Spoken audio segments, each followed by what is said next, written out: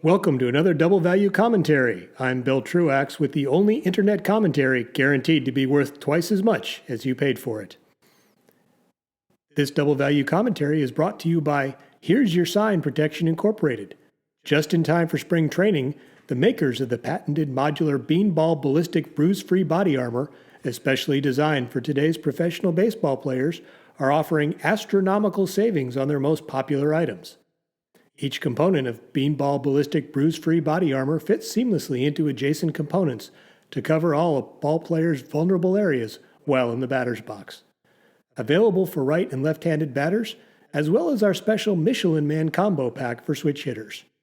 New for 2020, Here's Your Sign beanball ballistic bruise-free components are available in all Houston Astros uniform color combinations. All components sold in sets and available separately. Here's Your Sign baseball body armor. Take your base. Skip the pain. So I've decided to take a step up in the world and really pretend to be a broadcaster. Now I'm putting on the image of a radio personality doing a live show streamed on the internet. Why radio? I've been told more than once that I've got a face for radio. Unfortunately, I think I've also got a voice for silent movies. But I've got the ball cap, the headphones, the professional-looking microphone, and, most importantly, since I'm pretending to be on radio, I'm not looking at the camera. Today I'd like to talk about the Houston Astros and what promises to be an absolutely brutal season for them and manager baseball icon Dusty Baker. Dusty Baker has been around the major leagues since 1968, the year I was born. When I was a kid, there was a time when it seemed every pack of baseball cards I bought had another Dusty Baker card in it.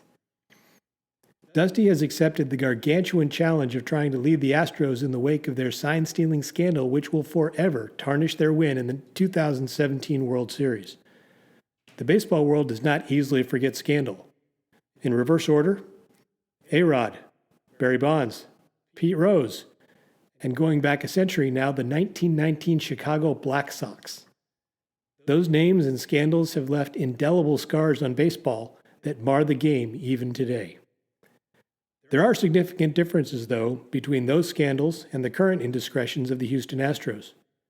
The individuals mentioned sought advantage for themselves individually outside the bounds of official baseball legitimacy. The Black Sox scandal, though essentially a team conspiracy, just like the Astros, was a conspiracy to lose. They only hurt their own team and their own fans. For a good two-part series on the Black Sox scandal, check out the Sports Criminals podcast available on Spotify. A link is in the description. The 2017 Houston Astros were in an altogether different realm. They engaged in a long-term cheating scheme in order to win. And they did.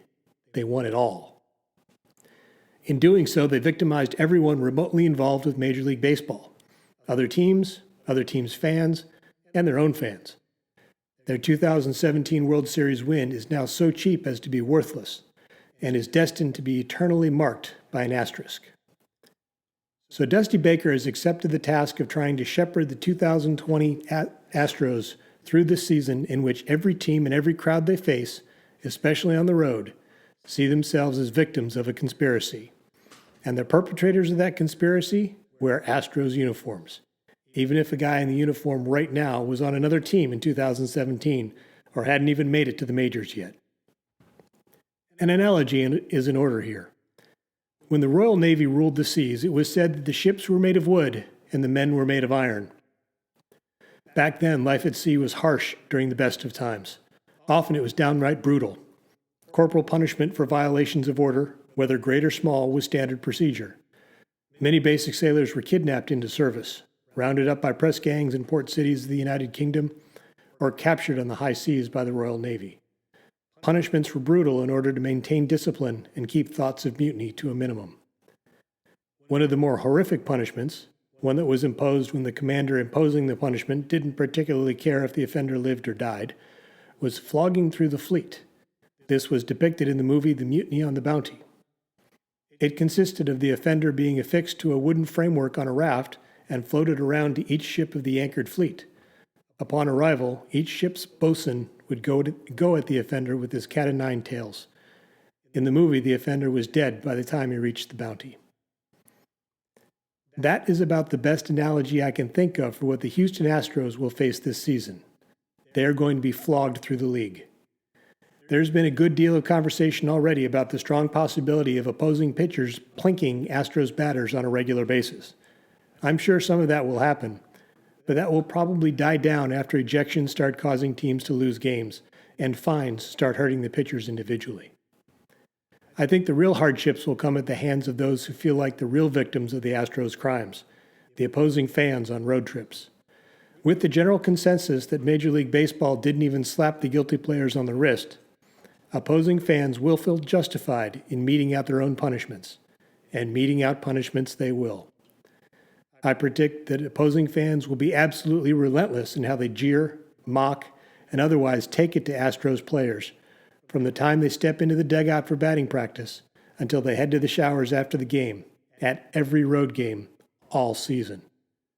Some of that is just par for the course in Major League Baseball, especially in big rivalry games. Yankees players know they're going to be harassed at Fenway, and vice versa. A lot of that is good-natured and without malice. The Astros, on the other hand, are going to face 100% venom. The players think they're going to be able to take it. I think they're wrong. It won't be long until they start to crack, lose their bearing, react angrily toward fans, and then all hell will break loose. Once players make it clear that the fans have gotten to them, the blood will be in the water and the feeding frenzy will begin. It won't be long until the Astros players start to dread road trips. I predict that their road record will be awful this year. They will be out of contention by the All-Star break. Worse, AAA players won't want to be called up. And around the league, the biggest threat a manager will be able to make to a struggling player will be, "You need to pick it up, or we'll trade you to Houston." This will be a boon for teams having trouble putting fans in the seats, at least when the Astros come to town. I predict it won't be long until we see two fans, one in a Trump t-shirt, the other at the Bernie t-shirt, both going at the Astros on the field and having a phenomenal time together, and realizing that politics are not anywhere nearly as important as integrity in Major League Baseball. Stranger things have happened. That's all for this double value commentary, once again worth at least twice as much as you paid for it. Next time, Tom Steyer and a sane philosophy for conversation in our highly charged and hypersensitive world.